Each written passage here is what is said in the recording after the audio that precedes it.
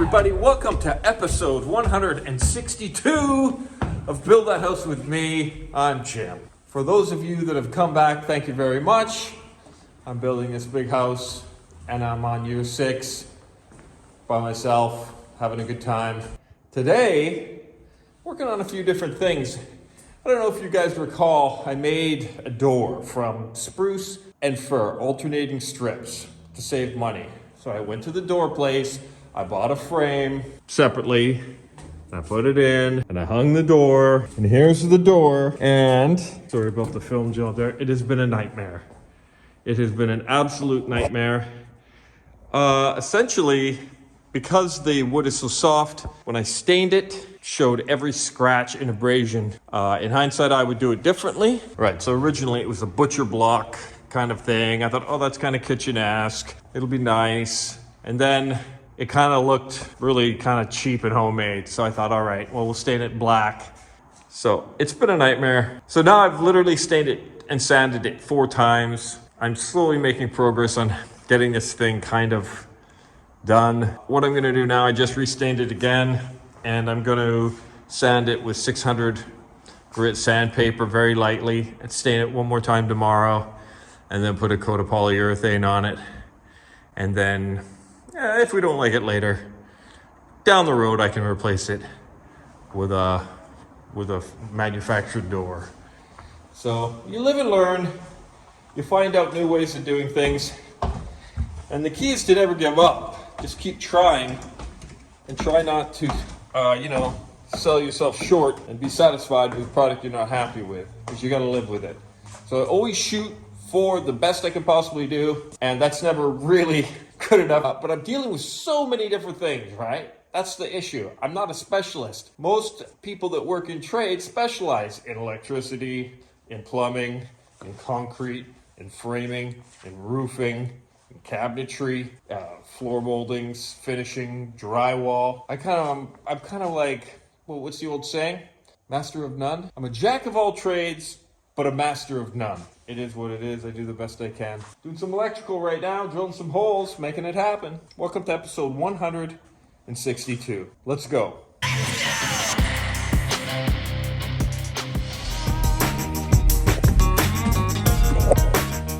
right. Well, I finally got this pantry door to the point where I'm going to step off of it. But that's what I ended up with. It's kind of got a matte finish. That'll have to be okay. All right, so I built this wall out here. It's kind of hard to see from this perspective, but it actually went in 2.5 inches. It's kind of a weird thing going on. So I just built the whole thing out, and I'm glad I did, because now I can put the TV in the center of that wall instead of being pushed over to the left. And some of you might say, hey, what's with the blocking? I like this blocking because you can actually mount a TV or some shelving or you could hang a guitar or something off of it, and it's gonna be nice and strong.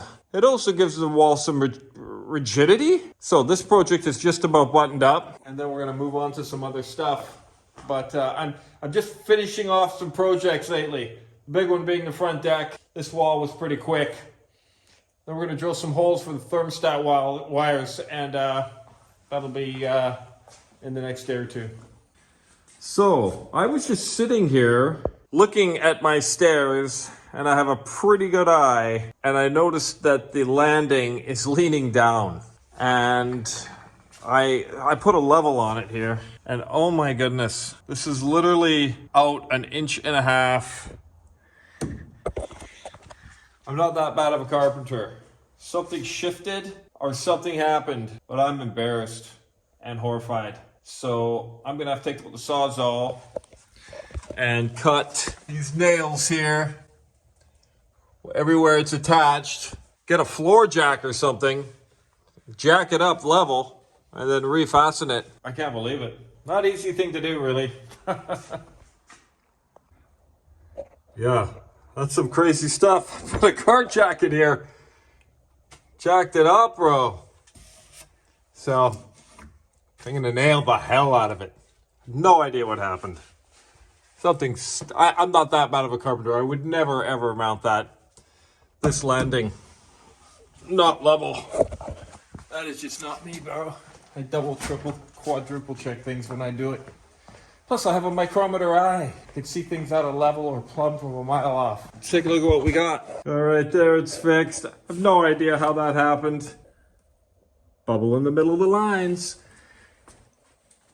I think maybe something, I have no idea what happened. Maybe I didn't nail it down good enough. I don't know. Anyway, I screwed the living heck out of it and beefed it up with some nails, so it ain't going anywhere now, but it didn't take me as long as I thought either. Well, that was kind of lucky. One of the reasons is because I didn't have to cut any of the nails away because the nails had sheared or slipped or bent or missed or something. I don't know what happened there. No idea. All right, so I'm running the wires, leaving the appropriate amount of wire, feeding them through the little trap door there, getting them ready for the electricians. I suspect they won't be here this week, but the more of this I can get done without having them do it, the lower the bill will be. Thermostat wire. Thermostat, mounted 5 feet off the ground. There's 2 thermostats per floor. And this is thermostat wire. I'm running it up there, down there, and I'm in the process of drilling a bunch of holes. Take me right down to the mechanical room where they will all converge and be labeled so that John the natural gas guy can tie them in to the boiler when the time comes. So we'll get this out of the way, and it's actually a lot of wire. All right, I got 4 done. I got the basement and the main floor done. Up and around and down and over, and this one done here. Change the temperature of the house. I still got upstairs to do. I'll pick that up tomorrow. It takes a long time. Drilling holes, pulling wire, stapling them, getting them labeled. All right, that's it. 6 wires coming down. Top left, middle floor left and right, basement floor left and right. So they're all labeled, double labeled actually. Hopefully that's enough line for them. I don't see why it wouldn't be. And then the combi unit will go in here somewhere. And all this, and the natural gas, and the water systems, and the exhaust, and the electrical, and the water source will all be tied in to do hydronic heating system. A lot of people, they have thermostats in each room like they would an electrical or traditional heating system. And you can do that for hydronic systems, but honestly, it's not really that practical. That's the way I look at it. Look, it sets your house to a very comfortable temperature. And then if one of the 6 zones is too low, you do have control over it. But I'm almost inclined to say, hey, put a sweater on. But that's just my old-fashioned way of thinking. Anyway, that's another one off the list. Now I'm going to button up some of these odds and ends. So I'm going to put 2 lights in the bathroom here. So there's going to be some blocking required. And I'm going to make sure I've patched all the wires together. There's a few outlets here that haven't been addressed. But I've got it pretty close and ready for the electrical guys. I'm pretty sure they'll be here next week. Good old Aiden and Devin. So I look forward to working with those boys again. Good electricians. Let's see what else we can find to do now. Back from the building supply place. 2 18-foot 2.5 by 12 fascia boards. 6 2x6 common spruce. 2 8-foot 4x4 posts and 2 10-foot 4x4 posts, including 4 post block. So these are the materials, starter materials that I need to start the 3rd and final temporary deck, which I'll show you where it's going. It's going here. There'll be no staircase. It's simply a deck, and I put the barbecue on there and at least barbecue for a little while before ultimately the big deck goes in. So should give me something to do for the next week or 2 casually, and still waiting the arrival of the electricians. Should hear from them any day now. So looking forward to getting the entire house illuminated and with temporary lighting kind of thing, temporary lighting fixture things. Show you those when we get to it. And in conjunction with that, the basement will be fully electrified as well. So I'll be able to see what I'm doing this fall when I insulate and then drywall by Christmas, I would hope, at least So here we go. Let's unload this stuff and build a deck. Another deck. This is an external hose bib, and I'm moving it over here, more of an essential part, so that the barbecue can sit up against this wall here. All right, I got that successfully rerouted. So now you can see what I'm talking about. I want to be able to put the barbecue on the exterior wall there and have room for it to sit nice and tight to the house, out of the elements, under the 5-foot overhang of the house. So the barbecue should stay fairly untouched. Yeah. So imagine that outside. And this has always bothered me. I made this piece of plywood too small. It's just kind of I don't know what happened there. Maybe I was in a rush, or I was just trying to get something together quickly for the manifold to be mounted to, but I'm cutting a much better piece of wood here, because if I don't get a chance to, ultimately what will happen is when everything is finished, this will be boxed in so that if you had to get access to it, you can, but it won't pick up any abuse if people are throwing stuff in the closet or whatever. All right, I'm up top now on the main top floor rather, and there's the old piece of 3/4 that used to be here, mounting the manifold. That's been replaced with some nice, birch veneer plywood that I had left over. Just looks a lot cleaner, a lot nicer, and even for things that you don't see every day, I like to have a little pride in them. Oh, I spy with my chronometer eye a cruise ship heading for Alaska. Interesting. Just imagine people on there eating their buffet, heading to the casino, and the entertainment provided on deck C. You know, I have no desire to go on a boat like that. I'd rather be here doing something like this, building a ginormous house by myself for years and years and years. And here's the lower floor. The back was all burnt from all the welding action, so I just threw a coat of black paint on it. I know it probably won't matter, but I just hate looking at stuff that looks horrible, even if I have to look at it for, only a few months. It took me a second, so I'm going to do that kind of thing. Just keeps my state of mind stable. Looks good though, much, much better. Right, it could be a little dark down here, but I've decided that I want to put another hose bib for outside right here, and I want it full pressure. So I'm going to run up there, down there, come to this side of the beam, over above the beam, and I'm going to shoot down there to where that's drooping down a little bit. I'm drilling holes all the way through here. That way, if I ever want to have any irrigation sources, it's right there. Makes sense. Don't know why we missed it originally, but all right, that's through. It's funny, the more stuff you add, the HVAC, hose bib, lights, more HVAC stuff, a sea of radiant floor heating infrastructure and water line stuff, electrical, natural gas. It starts to look pretty busy. And tell you the truth, I love it. I think it looks awesome. It's kind of like, can you imagine what an aircraft carrier looks like?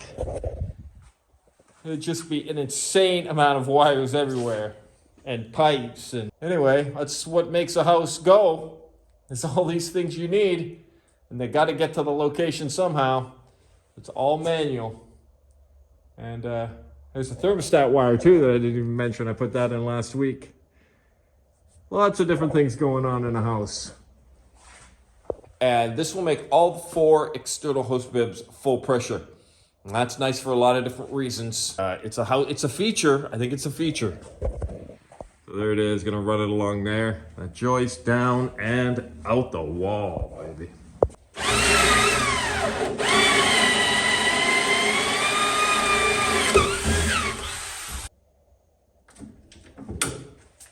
Put your PEX ring on first.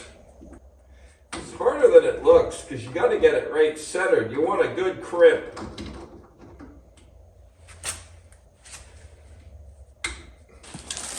So I bought an extra shutoff for this. So I'm going to isolate this hose bib system because it's high pressure. If ever one of these breached or started to spray all over the place, it's going to be high pressure. It's really going to make a heck of a lot of mess real quick. So wouldn't it be nice if you could go into the mechanical room and just shut that whole system down? And I like the idea of isolating systems in your house so that if you have a problem with it, you could just shut that problematic part off. And I've got shutoffs all through the water system, including the hydronic system. If for some particular reason one of the hoses in the concrete ever broke and was leaking, which you pretty much have to drill a hole into the floor to do that, you could shut that zone off. Wouldn't shut your whole heating system down, just that particular run. There's 6 runs per floor, so there's 18 in total. So if you did happen to lose one, it would suck, but you'd have 17 left.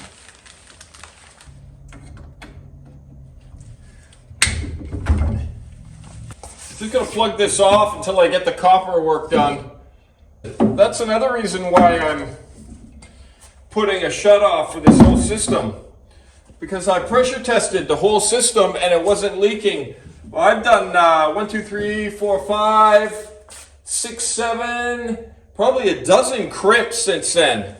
So, I mean, there's a remote chance that one of these crimps might not be good. And you don't want to pressurize your whole system.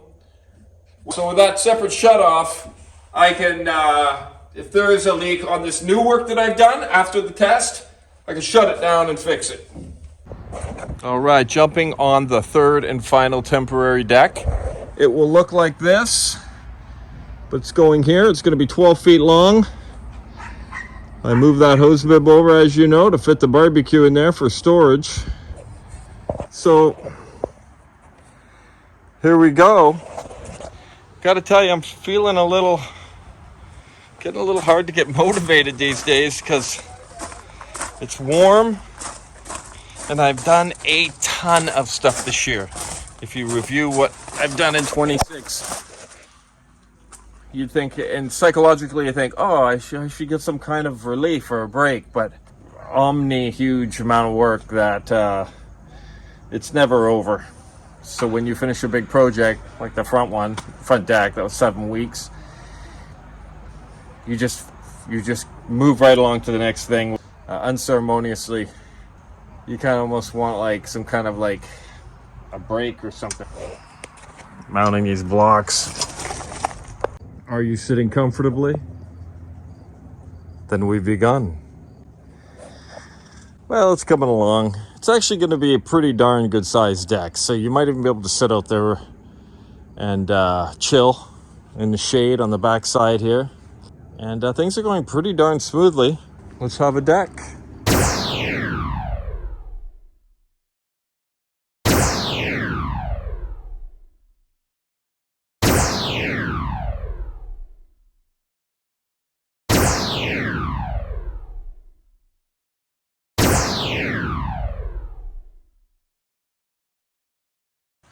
All right, there it is, underway, coming along, and yeah, pretty happy with everything. Yet another temporary measure, and things tend to take a little longer when you build half the thing temporarily, but it is what it is. I'm navigating this challenge the best that I can. Hey, this is the end of this episode. Thanks for coming back, Build That House with Jim fans. Glad you did. And you know what? We're going to be going into next episode, finishing this deck, doing all the spindles and top rail and whatnot. Still waiting on the electrician. Supposed to be here a couple weeks ago, but beggars can't be choosers. He's obviously very busy. His crews are very busy. So anticipate those guys coming in the next week or two. I hope you like my new editing style, cutting out every possible pause. My daughter said, really hate it when you pause and say nothing. So we'll just cut it all out and get straight to the content, straight to the dialogue. I hope you like it. I hope it saves you some time. Like and subscribe. Take care of yourself. See you in the next one.